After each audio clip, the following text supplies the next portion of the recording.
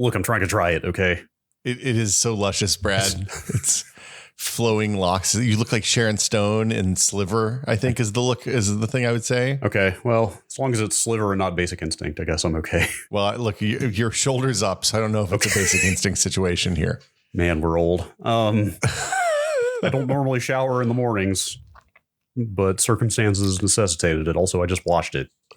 But what's you like 2 washes and a little conditioner? Is that where you're at these days? I should have. We were in a hurry. We had to record this podcast before other work started for the day. It's less long than I was expecting. Actually, did you trim? Well, can you see all the way to the bottom? Oh, okay. No, never mind. It keeps going. It's like halfway down my chest now. Just be happy that you still have a lot on the top. The thing that's happened to me during the pandemic is it's thinned out a lot. I don't know if it's stress or I know where you're coming from. I hopped on FaceTime with my mom a few weeks ago and she was like, "You have my dad's hairline now." Oh no. And I was like, "Oh crap, you're right." And I do the thing that he did too when I was a kid. Cause I'm like, I realize this. I'm like, at this point, I'm like 8 years younger than I remember when I went the age that I first remember my grandparents were when I was a kid. Mm-hmm. And my grandfather used to do this thing where he'd take one arm off of his glasses and dangle it down so he could see stuff because he was nearsighted. So if he wanted to see like something small, like a watch or something, he'd get it real close to his eyeballs and just pull his glasses off, but dangle it on one arm. And I do that all the time now. So we truly become our parents and our grandparents, which is grim. It happens to everybody. Hello, it's early. I'm here with my sleepy voice and that looks gross. My bottle of grass clippings. Is it chlorophyll or something? What are you? Are you Iron Man 2? Is that where you're at? Isn't there chlorophyll in everything? Everything green. I went through a green smoothie phase, a green juice phase for a brief period, and yeah, no, I backed out. You're making a face. Okay, there's definitely kale in here. Yeah, that's a minus. Maybe some chard or something. Swiss or other? Probably Swiss. I like a Swiss chard. We've been hitting the farmer's market a lot lately. We've got excess greens. I grill a Swiss chard a lot. Whoa! I like a grilled chard. Wow. Yeah, like whole leaf. It up just a little bit, just for you put on a little olive oil and salt and pepper just for a second, and it makes it less bitter. That's got to be like whole leaf, right? Yeah, I just put the whole head on usually. Big old stalk. Yeah. I'm away from home, so I am being lazy, and I just bought some Stumptown cold brew at the grocery store. What? And I thought I knew you. Poured that in, and I'm going to go and tell you, pretty good. I'm happy with my choices. Stumptown. It's a roaster from Portland, I think. One of the famous early third wave coffee roasters up there with like Intelligentsia and Ritual and those guys. These roaster names are getting out of control. No, Stumptown is Stumptown's like a nickname for Portland. Okay, fine. Intelligentsia. Yeah. I don't know. Look, Intelligentsia is from Chicago. They're a little snooty. Yes. Well, yes. As we know, they'll be the first to go.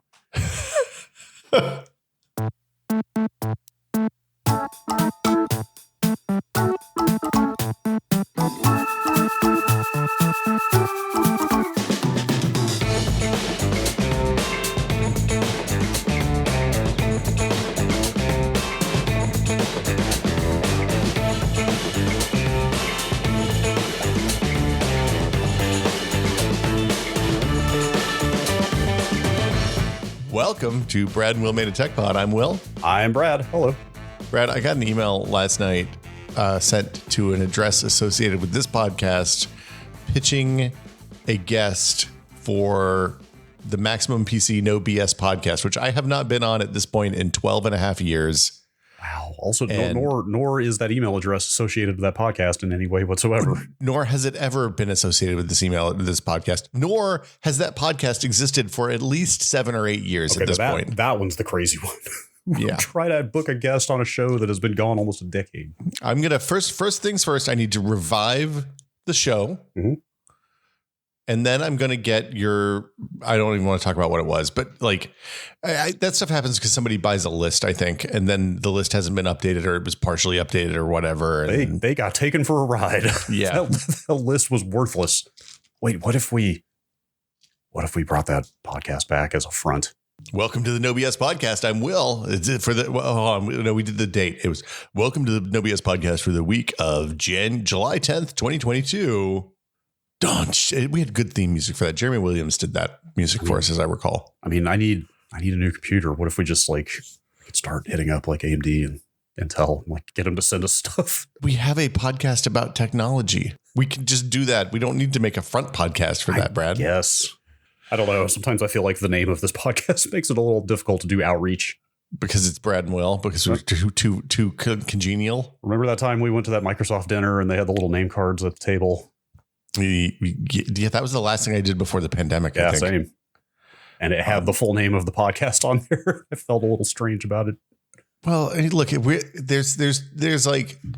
we're from that just means we're hip and with it, like the young kids. It means we're being personable and we're putting our brands forward instead of behind. It's not like 2004 when we're on the internet and you're trying to be a magazine, but every day. There's nothing that people who are hip and with it say more often than how hip and with it they are. Yeah, exactly. I should make a t-shirt that says I am Will. I'm hip and with it. Mm-hmm.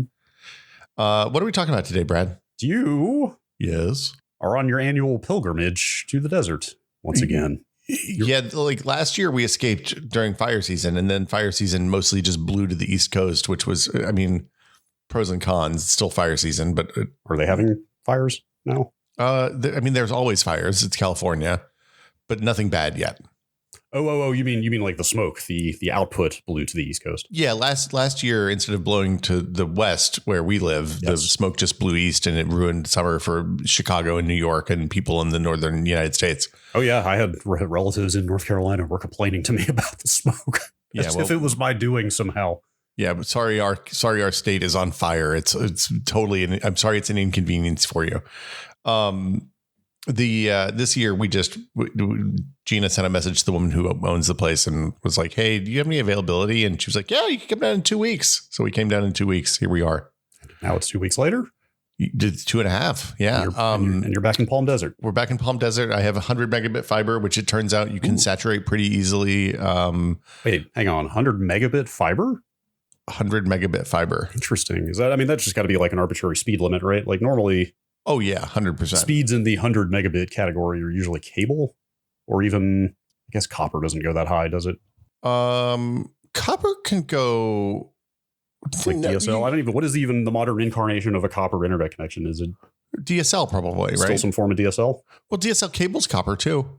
Oh yeah. I guess I meant like copper phone lines, not cable. Coax is what I would call cable. Yeah, it's you can't do DSL super fast still. DSL still caps out at 100 megabit probably. Yeah, I don't even know what DSL caps out at actually. The plans, I was looking around where my parents live just for shits and giggles to see what was available in that area.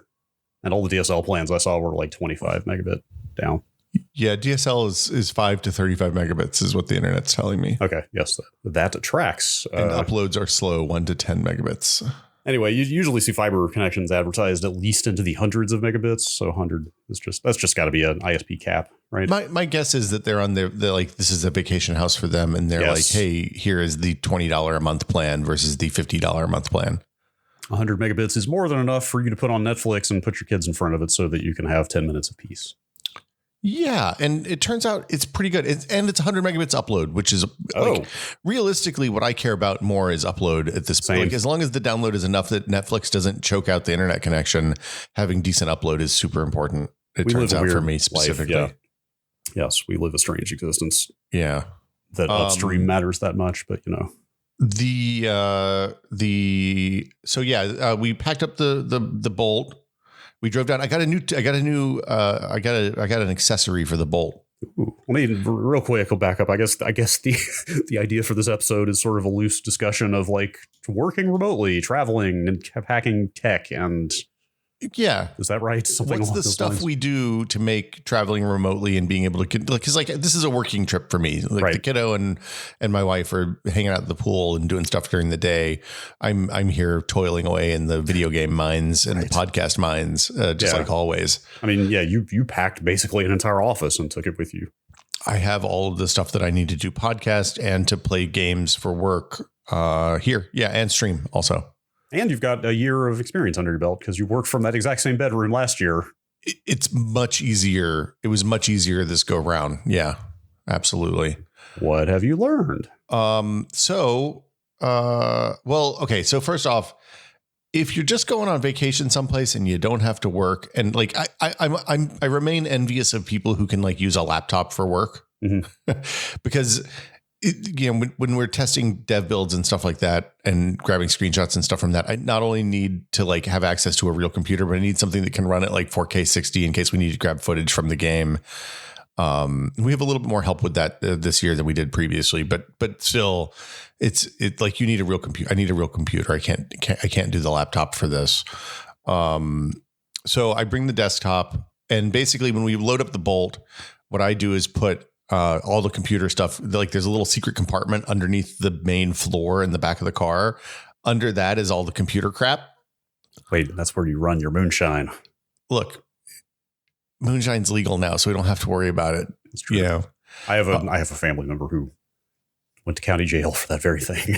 What, really? In the 21st century? No, during Prohibition. Oh, yeah. I mean, look, And a much older family member who's no longer with us. We all know people who had. We know multiple people who have family history there. The family apocrypha is that he took it down to the factory and sold it to the workers getting off the shift. I can see that. Seems like a good call. Like you take your mason jars out and you're back of the old family truckster. Mm-hmm. There were definitely valleys when I was a kid near Bristol that we were not allowed to drive down.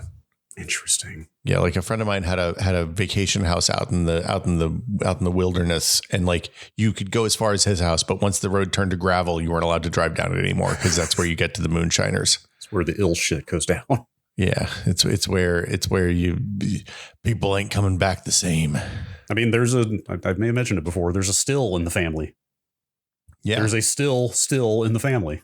Yeah, you have a family still. That's nice. That's convenient. A still that was operated in the woods for quite a few years has now been like shined up and is now serving as like landscaping decoration. Well, my parents bought this place before I was born in Hickory Tree because they were realtors then, and they would like if they saw something to say like they would just buy it and hold on to it because land was cheap in Bristol at the time. And they bought a place with a little creek and a dam on it. And when they were digging up to fix the dam, they dug up a buried still. And a bunch of moonshine. Yeah. Wow. Wait, yeah. In the jar? In the jars, in the jugs. Dude, like buried under dirt? Buried under a little bit of leaves and dirt. Yeah. Holy crap. Yeah. This was like 40 years ago, so it's safe to talk about now. Any sign? I mean, it'd be tough to date, but any sign at all how old it was? They left it out and it went away. So fairly fresh. Okay. They left it out so they didn't get shot. I see. Yeah. I see. Yeah, there were fresh signs of use, as my father described it. Oh, okay. This is not like a previous generation.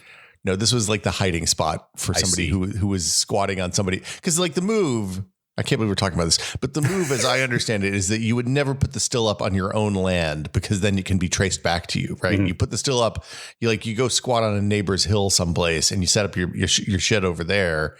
And then it's like if you're planting weed in the cornfields, you don't plant the weed in your cornfield. You plant it in your neighbor's cornfield so that then they have plausible deniability. Everybody knows that. Yeah, it's just common sense. So anyway, that's my. I have a disturbing number of moonshine stories when I think about it, but I'm going to move on. Same. Anyway. So we drove down in the Bolt. It's a small car. We are bringing a month worth of crap. But the nice thing about coming to the desert is basically I have like 3 pairs of shorts and like 5 t-shirts and that's pretty much what I need. It's maybe a hoodie heat if it gets cold in the house. It's a dry heat, right? Yeah, it is a very dry heat.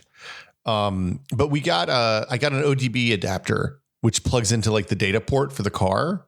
Okay. And so one of the things that annoys me about the Bolt is you don't get like battery stats through CarPlay.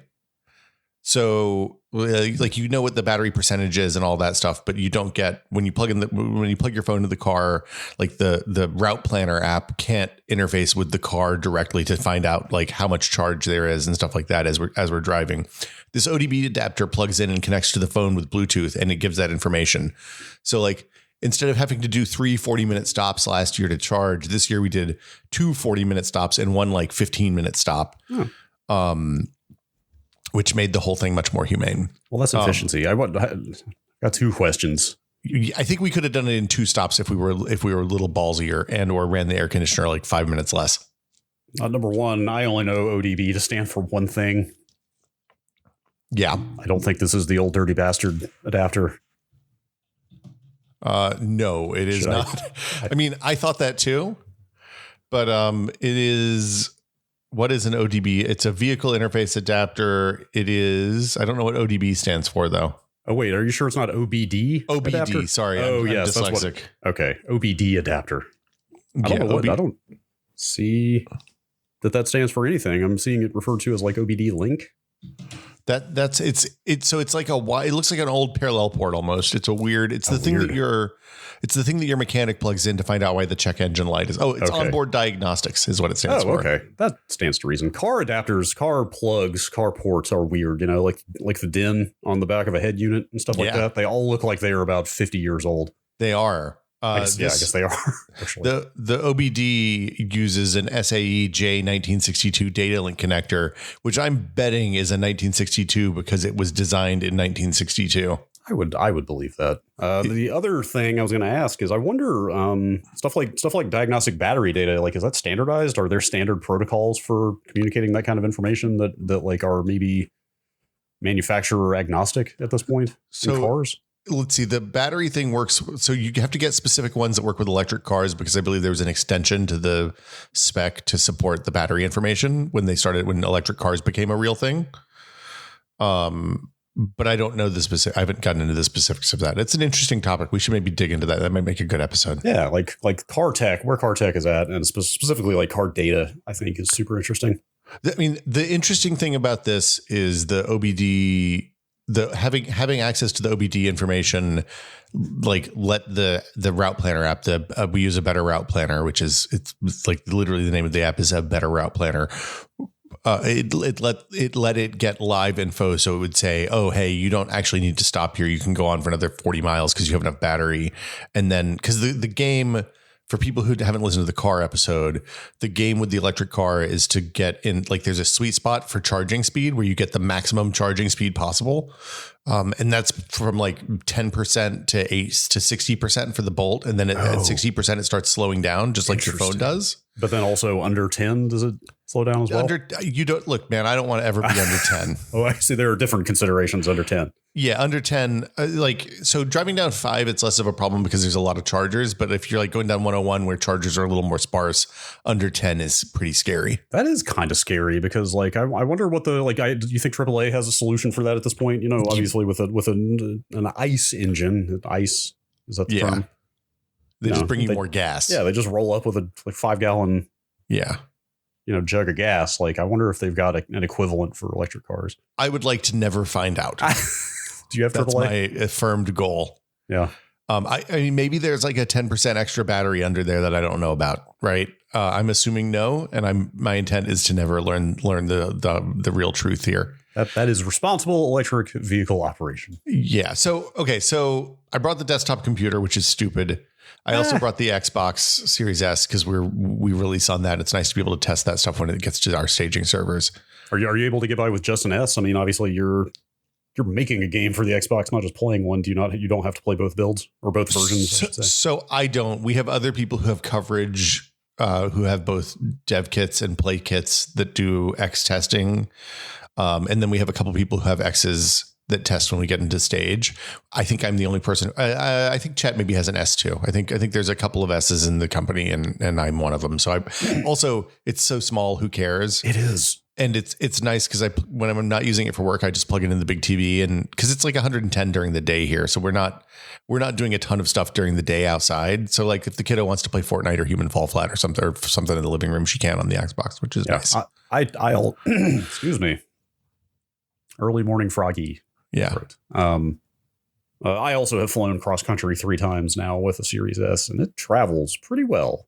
It is. There's not really a lot of moving parts. And it's like, I use it as a shim to keep stuff from sliding around at the bottom of the car because it's like a good size to squeeze in between two things. It's pretty sturdy. It's got some bulk to it. I knocked it off of, I'd say, about a 2.5 foot height onto the floor one time, and it came out just fine.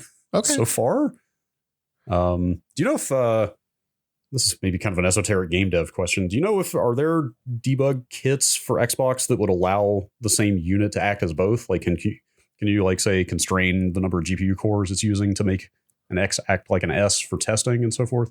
Oh, as far as I know, our debug kits don't do that, but I haven't asked. Okay. It hasn't come up. Because, they've got the same CPU, the same, I believe. Yeah. The bus for the storage is the same and all that. Yeah, my guess is no, but I don't know. The dev kits, yeah, I don't know about that. I don't have any experience with the dev kits because we work remotely. So, and they're still kind of expensive. So we only have like 2 of them, I think. Fair. It's funny. We have a ton of Xbox One. We also release on Xbox One. So we have a ton of Xbox One and One X dev kits. They're a little bit easier. Frankly, the dev kits are a little bit hard to get even, they're expensive and you have to it takes a while for them to get, like you'll get them eventually. You can pre-order them, but it just takes a while for you to get them is my understanding. And so there is an actual Xbox dev kit because, that was one of their big pitches to developers was like, hey, every Xbox can be a dev kit, or like a test unit, I guess is the term. Like you can make any Xbox become a developer kit that can run unsigned code. But is there still a quote unquote like dev kit above that? It depends. The every Xbox can run unsigned code depends on which APIs you use, is my understanding. So you have a different set of APIs if you're converting your Xbox to if you're converting a retail Xbox to a dev kit, you have access to a different set of APIs than if you're in the actual developer program. So yeah, like if you want to use the full might of the hardware, you don't get that access if you're doing the conversion thing. That makes sense. Yeah, it's a weird. It feels kind of arbitrary from where I sit because it would be really nice to be able to turn any of to go out and buy a $300 console and turn it into a dev kit. But I'm sure there's good reasons to not do that. Anyway, so yeah, I have the Series S. I brought the real mic and the real boom arm this year because I was like the boom arm takes up like it folds so it's like 4 inches wide and like 1.5 feet long and no thickness. Is that it's a Rode PSA 1? PSA 1, yeah. Mine is so creaky. I put I lubed it up and mine doesn't creak anymore. I have also apologies to the person who provided it to me. It's not your fault. Oh, they just get creaky after time. Yeah, mine's 10 years old and it makes a little bit of noise sometimes. Yeah, mine's a couple years at this point, 1.5 years. Yeah. But anyway, it's a good arm otherwise. I didn't bring the spider clamp for my microphone, which I kind of miss. But the shock mount. It seemed unnecessary. I don't find that I need it with this Electro Voice. We've got slightly different models, but mine, like I type, I kind of, I do stuff on the desk that it's mounted on, and it helps if you bump into it. It seems like if you bump into the arm, but other than that, no. Well, that's just a rookie mistake. Look, man. So one of the nice things about stripping down the whole desk at home to pack up and move out here for the month is that when I come back, I get to rearrange everything, learning what I've learned for the last 6 months. I'm very excited about that. So I realized if I bring the clamp on monitor mount, the pole plus the arm takes up less space than one like normal monitor stand. So I just brought a second monitor this year. So you got to have 2 instead of 1. Man, you really did disassemble everything. Dude, if I'm taking the monitors are on the same arm, the up and down monitors are on the same arm. So taking one off, I had to take both off to bring the arm. So it wasn't that big a deal. But yeah, so that's feeling pretty good. I brought the Playdate and the Steam Deck too. No Switch, huh? The Switch is here. Oh, it is. Yeah, well, we play Mario Kart probably twice a week. I see. Still. I don't know, man. I still bring the Switch when I go back home. Yeah. It's feeling more and more superfluous to me at this point. Man, they released Pokemon Puzzle League for the N64 back compat yesterday. So like suddenly there's a reason to have your Switch with you. I suppose that's a pretty good game. A good counter argument. On the monitors, before we move on, you told me earlier that you went through all that rigmarole of bringing your whole monitor setup only to find that your host has now provided a monitor. Yeah, there's a pretty good BenQ 1440p monitor just sitting here when I got here. Wow, that was not there last year, I think. Was not here last year. Do you think, what if they bought that for you?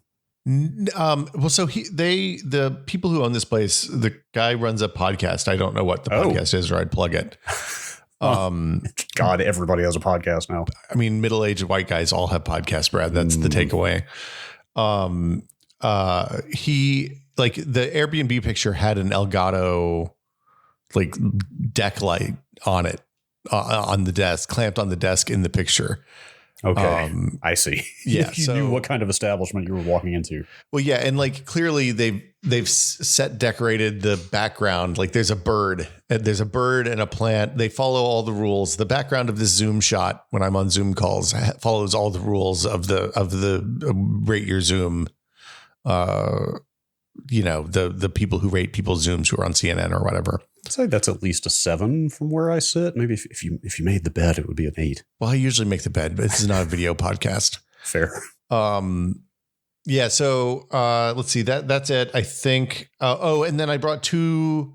It's funny because like the bag of cables and accessories is as big as the computer case. Nice. Like, you're living that life when you've got that many adapters and cables. Dude, it takes so fucking many cables to keep, like I have to bring the antenna, and I brought 100 feet of Ethernet and some gaff tape to run a cable down the hall from the router. Oh, that's right. Last year you were on, again, in that same spot, but on questionable Wi-Fi for the whole month. And that was yeah, it was like the end of the long chain on the mesh network. And it turns out it's not where I want to be. For trying to do a low latency podcast recording, let's say. It was less than ideal. Yeah, it wasn't great. Or anything that requires upstream was pretty bad. So the big thing on the cable front that I did this year was I bought a big multi-pack of adjustable reusable zip ties. So they have like a little thumb that you can push the key down and pull them back off. Yeah, they're awesome. Oh my God. This. It's going to blow your mind. I'm watching him tie a zip tie. There's that click. Now you'll never use that thing again. Oh, what? Man, look at that. Magic. It's so like a regular zip tie with one extra little piece on it. Well, so what I did this time was for each device, I bundled all the cables together. So like the PC had the DisplayPort cables, the power cable, all wrapped up in one big bundle, right? The audio interface had the USB-C and the XLR cables bundled up together. The console had the HDMI and the power cable bundled up together. And this, it turns out, has some real benefits, which is I could just reach into the bin, grab the cable out that I needed, and I only got the cables that I needed for each device when I needed it. That's smart. And once I got here, I was able to use the extra zip ties to kind of tidy up the cables a little bit, so it's not a whole living nightmare under the desk. You are really doing it this year. Yeah. So, I mean, look, I'm here for a 12th of the year. So that's fair. That's we could do the math on how much of your life that is, especially over maybe multiple years. Yeah. So that's pretty much it. Having 2 monitors, it turns out pretty nice. Pretty good. It's very hard to go back. Well, once you're used to having 2 monitors, especially if you're doing like any kind of streaming or anything like that, where you need to have 2 things open. Like last year, I used my laptop setting off to the side, but that was presented a whole other host of pain in the ass. Yeah. I've gotten it to the point that it took me like 4 hours to tear everything down. It took me about 2 hours, 2.5 hours to set everything up. I'm sure it'll take longer next year. I mean, when I get home to put everything back together, but I'm going to field strip the desk and like replace cables and get right length cables and stuff like that for everything. I think is the plan. It's pretty good overhead. Yeah. I felt pretty good about it. On the monitor stuff, I've got 2 27-inch 1440p monitors. We're aware, Brad. What? We've talked about your monitors. Look, I'm just trying to establish context. God damn it. I don't know who hasn't ever listened to this podcast before.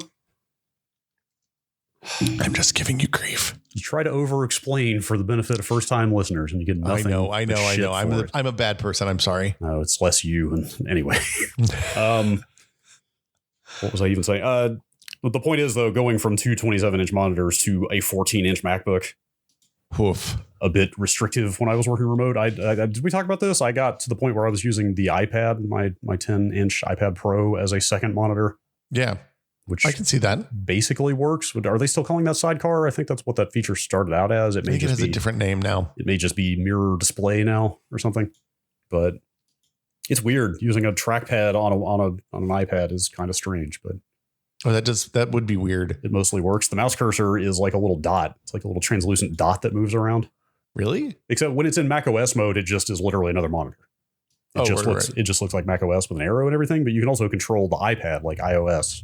Or iPad OS, I guess they call it now. Wait, you can control that from your MacBook? Yes, with the trackpad on the MacBook. And again, like I said, the cursor at that point is a little translucent dot that moves around. It's very strange. Oh! It's the assistive thing. It's the assistive dot that you see when you're using like an external device. Yeah. That makes sense. Okay. Yeah. It's in a pinch for monitoring or recording or something. Does the job. You're back there enough these days that it might be worth looking at like getting a cheap. Like you can get $100 monitor that's pretty good for that kind of use now. We almost did that. They have, as a matter of fact, that same old Dell that I had two of that I got rid of finally. Oh, the 2415 or whatever. Oh God. Oh no. Am I forgetting the number? Oh man. There was the year was in there and 24 was in there. It's the 2005 FPW. There was also a 2405 FPW. Anyway, theirs is in very good shape because they don't use it much. I bought it for them for Christmas ages ago. Anyway, every time I go there, I have to resist spending a bunch of their money upgrading all of their tech. Yeah, don't do that. Just like their Wi-Fi is woefully outdated. That monitor is 15 years old. I was like, you should get a new monitor and a new router and like this and that. But they're fine. Yeah. I've been looking at like those portable monitors. I don't know if you've seen those, but they're like USB bus powered. So it's basically like a laptop screen. Yes. We need to talk about USB-C on this episode, but we'll get there. But a lot of those portable monitors I've been seeing are in fact USB-C powered. Yeah. And like they're still kind of expensive because they're kind of a specialty item, but it would be really nice to have just a small monitor I could just clamp on right on the side of the display. And that would solve me having to bring two monitors for something like this, I think. Oh, do they come with mounting hardware? No, but you look, the mounting hardware is cheap and is easily available. I think most of the ones I've seen are like 13 to 15 inch, right? Yeah, usually they're like, think about laptop size. Right. And they're, I think the cheapest on sale, I've seen them in like $300 now, which is like, that feels like too much. Still pricey for that size of screen, but like it's getting there. I mean, what is doing the video output at that point? Is it like Thunderbolt over USB-C? Is that my guess is it's DisplayPort over USB-C or Thunderbolt over USB-C. Yeah. Right. But the screens, I assume, are just dumb screens, right? Like they don't have any video processing in them. I mean, I'm sure they could be USB devices that are going to have, all the pros and cons of USB devices. But my guess is that they're, for the most part, pretty stupid, just displays. I've read a decent amount of discussion from people who have bought early models of those things. And like the concept is awesome. The one thing that really, I'm not looking to buy one anytime soon, but latency is the one complaint I've seen that actually would be kind of a deal breaker for me. Well, so my understanding is that latency is bad in a video game context, but probably negligible in a desktop context. Yeah, you're probably right. It's probably fine for that.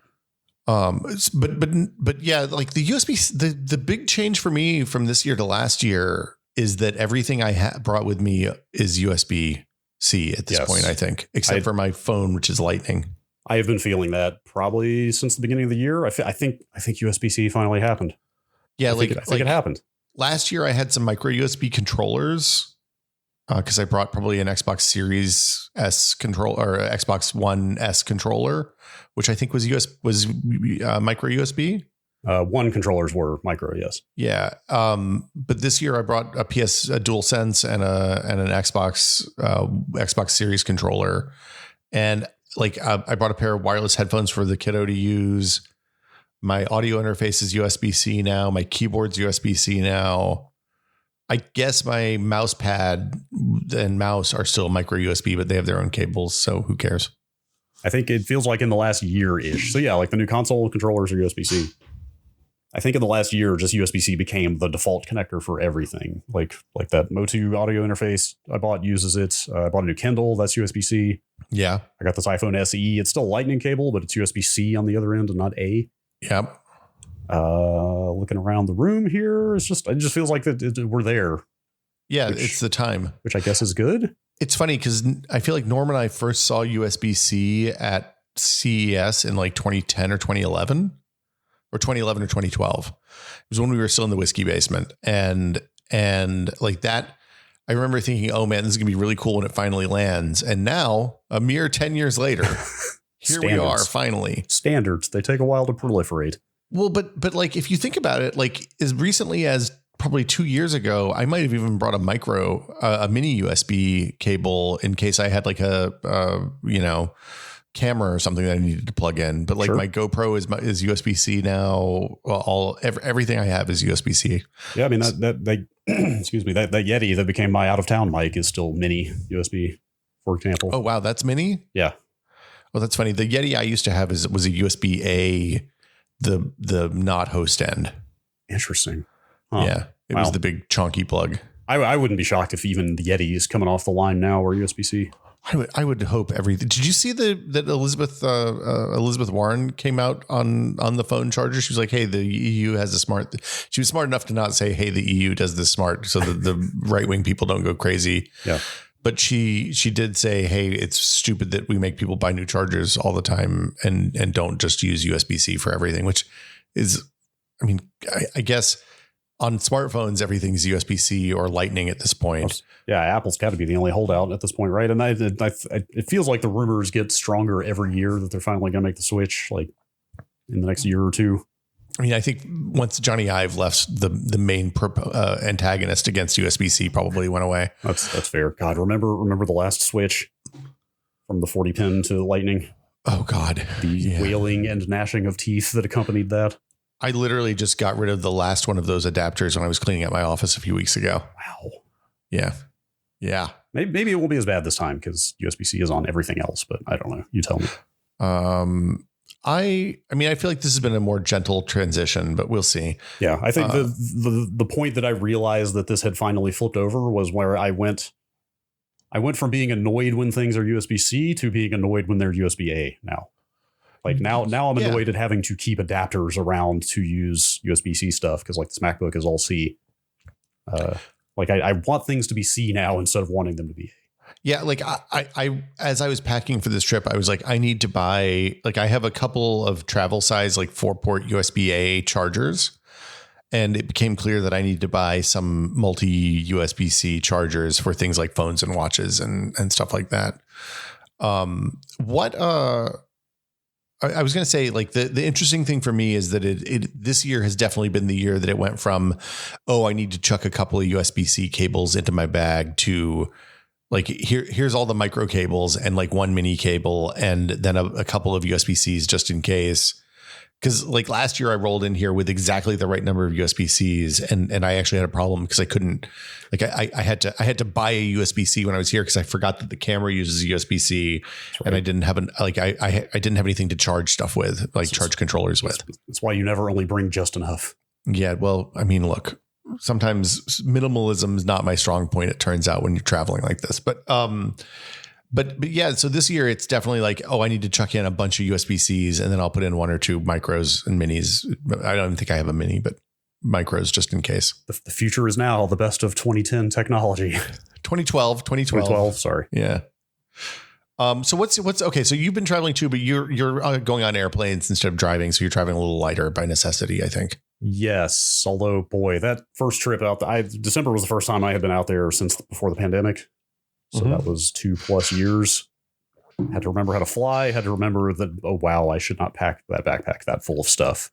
Boy, were your arms tired. There were like 6, I'm trying to count in my head, like 6 different items that I had to pull out for TSA that were electronics in nature and put on the conveyor belt. Wait, do you not have pre? No. Brad. I should. Okay. I really should. Well, right now it doesn't make a ton of sense, but. Yeah. Well, I have flown out there and back 3 times in the last 6 months, so it would have made quite a bit of sense. But, you know. So if you travel a lot and if you tend to carry a lot of gear, like spending the $70 every 5 years on pre And just to be clear, I think the $70 is just to pay for a background check or something. Oh yeah. It's cheap. The bigger problem for me is that it's impossible to book the appointments around here. Like you can only do it at SFO last I checked, which is like a pain to get to SFO in the first place. And also the appointments are like weeks out. Well, yeah, I mean, it like when I did it at Oakland, and it was like 5 days, like 4 weeks out when I booked the appointment. Yeah. It's worth going through the hassle. Oh, I definitely absolutely every time I fly and bring all that stuff. Although I've been going out there so much, I've actually like left half of that stuff there at this point. Yeah. Which I mean, I'm at the point now where I bought a pair of shoes to leave there this time, which helps quite a bit. But yes, like every time I unpack all that stuff, I'm like, man, what if I didn't have to do this or take off my shoes? Yeah, the not having to take off your shoes, it goes from being like a 30 minutes minimum through security to about 5 minutes usually at SFO in my experience. That sounds so nice. I should just do it. I'm just going to do it. Yeah, just do it. You know what? Next time you fly back, but next time you make a decision to fly back, just book the appointment for the morning before your flight. What? That's what Norm did. Wait, I assumed there would still be this is another reason I keep putting it off, is I assumed even after the interview, there was still probably like weeks of processing and bureaucracy. Well, yeah, there'll be a couple of weeks of processing, but at least you'll have the appointment done and you won't have to go out to SFO for make a special trip to SFO. Fair. Yeah. Okay. So what do you take? What's your move? At this point, I'm on the MacBook Pro, the Xbox Series S, a Switch. Although, like I said, I'm not doing a whole lot with the Switch these days, but it seems like malpractice not to bring one. Do you bring your grippy thing, or do you have a grippy thing? Oh, I don't have a grippy thing. Oh, you should get a grippy thing for the Switch. It makes it much more easy to play. I should probably get a grippy thing. Much more comfortable. Gosh, Kindle, iPad. Yeah. That's kind of it now. Everything else lives there. Like even a mic stand, a microphone and stand, and Xbox controller, all kinds of stuff out there. Anyway, I almost didn't bring the Rode arm this time because I was like, I could just buy a $20 arm from Amazon, and treat it as disposable. That's exactly what I did. I went on the Discord and just asked Ed. Yeah, because Ed knows. I just said, hey, just what's the best floor stand? He's a big floor stand guy. Oh, interesting. And the floor stand he pointed me to was like $40 and exactly what I needed. Oh, there you go. And that would travel well anyway. I also hate unpacking all my electronics in the TSA line because I hate getting them all banged up. I my feeling is that things should be used. Oh, I agree, but that's not what I would consider use. That's not a typical throwing stuff around in bins and sending it through X-rays is not what I consider normal use for electronics. But what's the Japanese thing where when you break a dish, you mend it in a way that's beautiful? Whoa, that sounds like a very elegant philosophy. I don't know. Mend it as in literally glue it back together. It's kintsugi, I think. Huh. Yeah. So you mend pottery that's broken with gold. And it repairs it and makes it lovely and makes it look intentional when you break something. It means golden joinery. Interesting. So you repair pottery with mixed lacquer mixed with powdered gold, silver, or platinum. Wow. I don't know if the MacBook breaks in half. I may not be. I don't think you can glue that back together. Mending it with gold. I could try. I guess I could try. I finally would have some thoughts. Yes, I'm sure he would. So I finally I was like, all right, I need a laptop sleeve at least. Like the Xbox, but this laptop's very expensive, and I'm still babying it, and it's a work thing. Like I should at least try to protect that. My partner found a laptop sleeve at a brand new one at the Salvation Army. Ooh, let me tell you, she lives for deal hunting in San Francisco at thrift shops. It's hard to do in San Francisco these days too. Wait. How do you figure? Well, like the deal, the number of people who are aware of what a good deal is on like technology or technology adjacent stuff in San Francisco is pretty high. Oh yeah, you're not wrong. Well, this is not just tech stuff. I mean, this is everything. Okay. But specifically, the thing I was going to say is, and I'm not giving away the secret here, if you live in San Francisco, wow, there are so many people of extravagant wealth in the city. You can find so much stuff at thrift shops that is brand new and very nice and clear, literally with the sticker still on it. It's just ridiculous. We got a brand new ottoman, brand new $100 wooden serving tray from Crate and Barrel, just all kinds of stuff, just clearly never been used before. Wow. So she found a nice laptop sleeve there. Yeah. And brought it home. Uh-huh. It's been in glittered. Did you do the glittering or did it come glittered? We don't know what happened. But there's glitter. It was new. It appeared to be new. Never used. But it's got glitter. What do you do about glitter? There's nothing you can do. Oh man. Is that one just forfeit? Well, I mean, you can just assume it's going to be glittered forever. That's fine. It's just the way you live your life now. Yeah, I suppose so. I bought a really fancy pen a few weeks ago, and I didn't realize until I looked at something I'd written with it in the sunlight that it had glitter in the ink. What? Yeah. What monster would birth something like that? I mean, it's colored. So, I don't know. I bought a child pencil. My friend Bonnie Burton calls glitter the herpes of the craft world. Wow. Well, now we've got an episode title. Yeah. I don't know about that. It's between that and Old Dirty Bastard Adapter. I'm not sure. But no, the idea is that once you engage with glitter forever, is it going to haunt you? Mm-hmm. I can attest. I'm going to go ahead and tell people that if you're a parent and you need an emergency, like Mother's Day or birthday card or something, or even just want to have a project that you can do with the kid, a good thing to do is to cut out a heart or whatever shape you want, spread glue on the card, on the craft paper you're going to use for the card, and then dump a bunch of really fine glitter on the glue. And it looks really fancy and nice. The glitter never stays on the glue though, is the thing. This is an outside project for a small child. Glitter has a mind of its own. It's like a hive mind. It's like an ant colony. Something about glitter, like it all seems to act of a piece. Well, there have been a lot of good AMAs from people who work at or own glitter factories on Reddit over the years, about the horrible things. The other fun. I have a friend who worked in stop motion animation for a long time. I think Adam told this story on This Is Only Test or Still Untitled at some point too. But he was like, what's the thing? Like, you know, when you're shooting the shit and doing a stop motion shoot, which takes months or years in some cases, you often think if things went bad with my relationship with this production and I wanted to destroy it, what was the thing I could do? And it's that you walk into the room with the puppets and just blow glitter so that there's little speckles of glitter on everything. Dude, that doesn't just ruin the production. That ruins that room as well. Oh, it would destroy the film in a way that they wouldn't realize until much, much later. Cause you probably wouldn't realize that it's sparkly in different places. That's devious. It's evil. Anyway, what else did you bring? What else are you for gear? I mean, adapters, hubs, that standard stuff. I ended up buying the entire Rogue Amoeba suite of audio tools for macOS. What's Rogue Amoeba? I'm not familiar with them. They're a little boutique software company. So I've been fascinated for a long time by the kind of trying to think how to describe it. It's like the kind of low key commercial software world for macOS.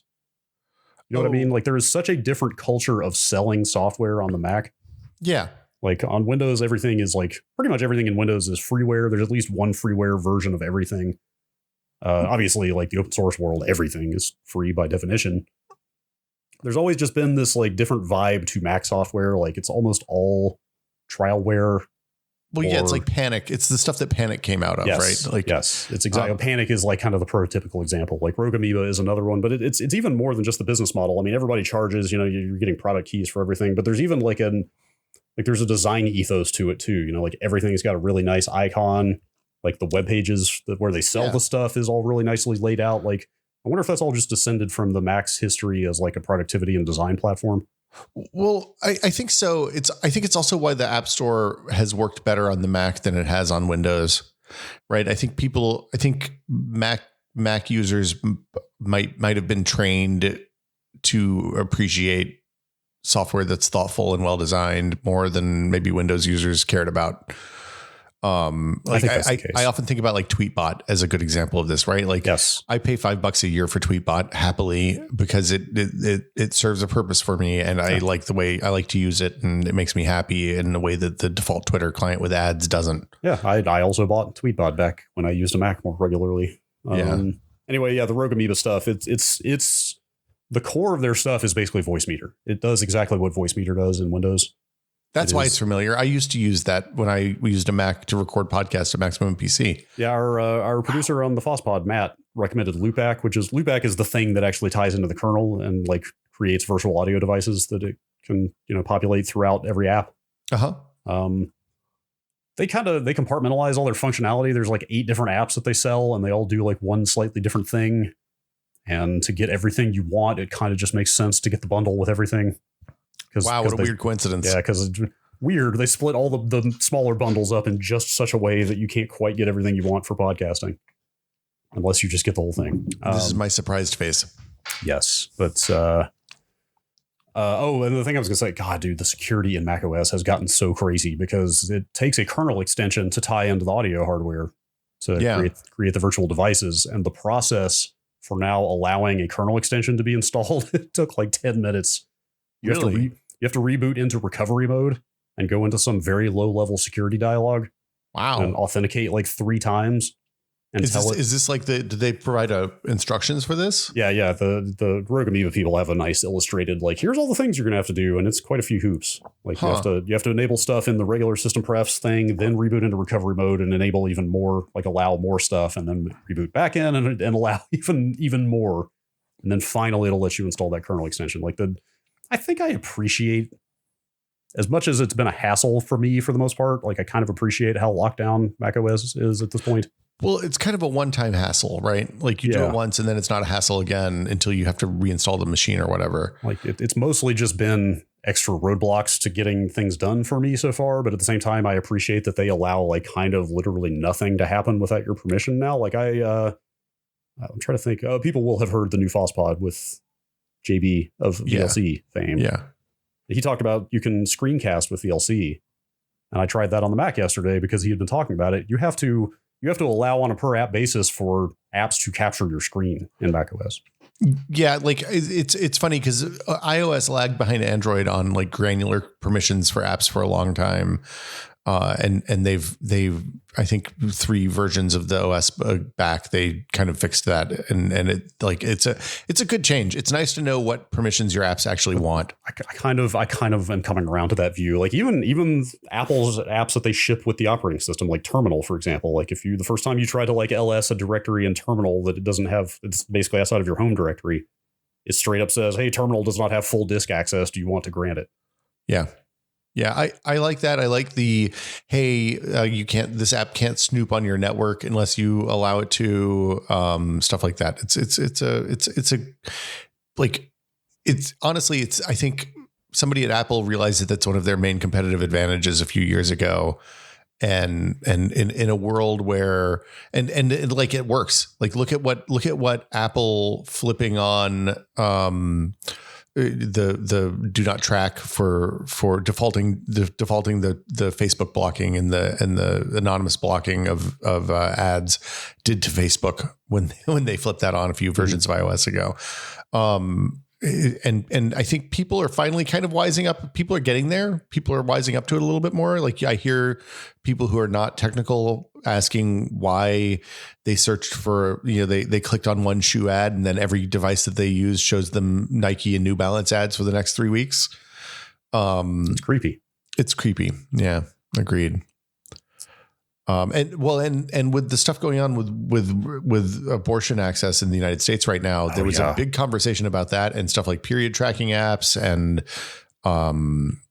like what your metadata wake, how, like if you live in Texas or someplace where your neighbors can rat you out for getting an abortion, what does your metadata wake? Like the idea that Target might know you're pregnant before you or your family know you're pregnant is suddenly much more worrisome than it was 2 months ago. I mean, that is hideous. That is wretched. Like the shoe ad thing is just sort of creepy and inconvenient or whatever. But like now we've rapidly gone to a situation of like dire material consequences for this stuff. Like it's really not good. Well, yeah, the idea that somebody could subpoena Target's ad network to find out, who was buying pregnancy tests, and it's anyway.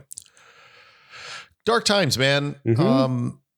I think that's as good a place as any to wrap it up. What are you doing for VPNs? We didn't talk about that yet. So I've still got the L2TP IPsec VPN set up on my Edge router. That's built in. Like I'm all WireGuard all the time now. Yeah, I would like to be as well. The IPsec stuff, they have hardware decode for that type of encryption. Yeah. And it's built into EdgeOS to set it up, so I still got it. I set up WireGuard while I was there finally. Which, like, WireGuard itself is rad. It's like the whole setup process was incredibly elegant and cool, and I enjoy doing it. You have to generate, it's like if you've generated SSH key pairs, it's very similar. It's like, yeah, kind of neat. On the Edge router, it's not. It's got issues. I was just saying, you have a Home Assistant installed running on a Pi someplace, right? I do. On a Pi 4. I talked to our network all-star Cake Batter. Yeah. Recommended so you are running on a Home Assistant, so maybe you can speak to this. He said that the routing gets quite a bit more complicated when you run WireGuard on a device that is not also the firewall. I am not having any problems. Interesting. So you do have to open a port to the Home Assistant for WireGuard, right? Oh, so I'm using Nabukasa. Oh, right. But also I do have a dynamic DNS set up. I can't remember. I don't think that there's a port open right now. I'll have to look. Okay. But the WireGuard, there must be, or else the WireGuard couldn't work. But I'm running on a Pi 3 even. And performance is like, I often don't realize I'm on the VPN on my phone. Wow. Interesting. Yeah. So that was another issue. There seems to be, for the best I can tell, and this took literal like GitHub issue tracking to figure out that it seems like there's a bug in EdgeOS that tanks WireGuard performance in a lot of cases. Like when you're running on the device or when you're running through the router? It's on the router. It's weird. So I speed tested out there. Their internet is not the fastest to begin with. It's like 160 down or something. I was getting like 80 megabit down through with WireGuard through the Edge router. And that seems right. And 60 to 70 with the IPsec one. So it actually seemed faster. But whenever I would try to move something like from the NAS to the laptop, for example, I was getting like 1 megabit a second. Like it was just, performance was like non-existent. And best I could tell looking at bugs, there is a bug in EdgeOS that seems like they disable like the hardware NAT acceleration when you have IPsec on, or when you have WireGuard on. Using WireGuard, yeah, and like they are barely supporting EdgeOS at this point. So like that got me thinking maybe it's time to get rid of the Edge router and build a router. But so I have had good. I've not done file transfers into the LAN, but the latency and the throughput, like it feels performant. Yeah, like I was super excited because you see a lot of people that run WireGuard at home talking about like, like you can set, there's a term for it. I cannot remember the term for having it connected at all times. Is it on demand? Ubiquitous or on demand or something like that. There's a WireGuard term for this device connects constantly to the WireGuard. But like you see people talking about like having their phones and tablets connected constantly to their VPN at home. And like, then you reap the benefits of having a Pi-hole or whatever and stuff like that. Like yesterday, I literally hit Google and was like, hey, pizza delivery near me to find a pizza joint. And I was like, why the fuck is it showing me Pacifica? The phone's so stupid. And I was like, oh, right. The VPN's still on. It's not the phone that's stupid. Yeah, it's me. That was me. I was the stupid one. Yeah. Anyway, we'll make this episode 2 hours long, but it was fun messing around with that stuff. I also have all the parts on the way to build a Pi KVM right now. Ooh, I'm very excited about that. Super excited about. But can't really speak. Cannot speak from experience to that yet, but we'll get there. Yeah, that sounds like a patron episode this month. I can't wait to hear how that goes because that would solve some problems for me too. Yeah. I think this is as good a place as any to wrap it up, huh, Brad? Yeah. Thanks to everybody for listening. As always, Brad and Will Made a Tech Pod is a 100% listener supported show. If you would like to find out how to support the show for as little as $2 a month, I'm going to go and tell you that's less than a cup of coffee. It is the only. Even in these dark times, you can speak from experience. Yeah. I bought a cup of coffee and it costs less than $2. You can find out how to support us at patreon.com/techpod. We really appreciate all of our patrons, but especially our executive producer tier patrons who we thank every week, including Paddle Creek Games, makers of Fractured Veil, Andrew Slosky, Octothorpe Bunny Crimes. I think that's his official name now. Just Wedge, Jacob Chappell, Joel Krauska, Twinkies, Got a Pick and Place. Oh, wow. That's an exciting development. And James Kamek, thank you all so much. We really appreciate you. And again, it's patreon.com/techpod. It is. And I guess that'll do it for us this week. It will. We had a new, as you alluded to earlier, a new episode of the FOSS Pod came out a couple of days ago. where we talked to Jean-Baptiste Kempf from the Videolan project, the VLC. The Videolan client? I would describe him as unfiltered and raw. Oh, that was a great conversation. Jean-Baptiste did not hold much back on what he thinks about U.S. patent law, software patents, copyright. DRM. He was ready to go, man. The Blu-ray market, corporations supporting open source or not. Whether or not IP law is bullshit. It was a great conversation. I didn't realize that started as a student project either until we started researching that episode. That was fascinating. I love the very beginning of the conversation when we kind of did the boilerplate, let's walk us through the background of VLC. Like, how did you guys get started? And he was like, well, it starts in the 60s. Yeah. I was like, huh, okay. In the beginning, there was the command line. It was very primordial, but yeah, that was a fascinating conversation. He had some very forthright answers about a lot of stuff that I was very pleased to hear. It was awesome. Yeah, it was a good talk. Yes. You can find out more about the FOSSPod at fosspod.content.town. And in the meantime, I guess we'll see you all next week.